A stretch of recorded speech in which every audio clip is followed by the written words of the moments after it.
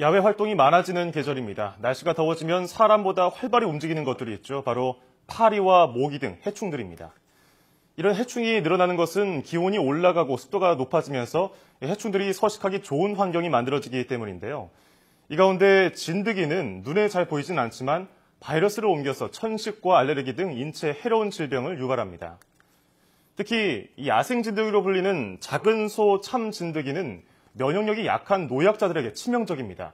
중국과 일본에 이어서 우리나라에서도 지난 2013년 야생 진드기로 인한 사망 사례가 발생했는데요. 지난 2년 동안 국내에서만 32명이 이 야생 진드기에 물려서 목숨을 잃었는데 이번에 또 감염 확진 환자가 나왔습니다. 신경원 기자의 보도입니다.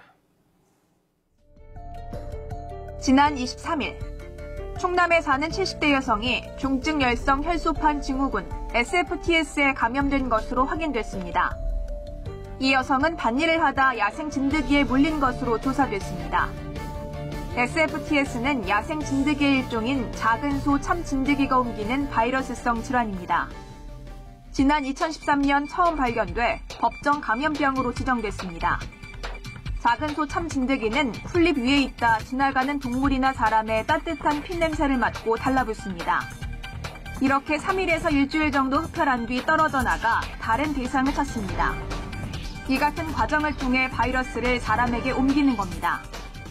SFTS 바이러스에 감염되면 40도가 넘는 고열과 식욕 저하, 구토와 설사 등의 증상이 나타납니다. 특히 출혈을 막아주는 혈소판이 급격히 감소해 증상이 심해지면 목숨을 잃게 됩니다.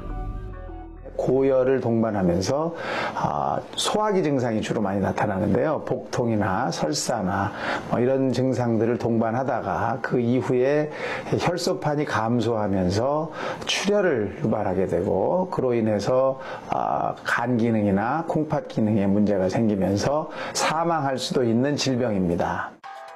치사율도 높습니다.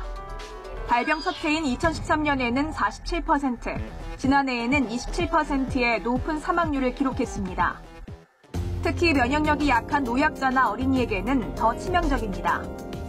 하지만 아직 치료제나 예방 백신은 개발되지 않았습니다.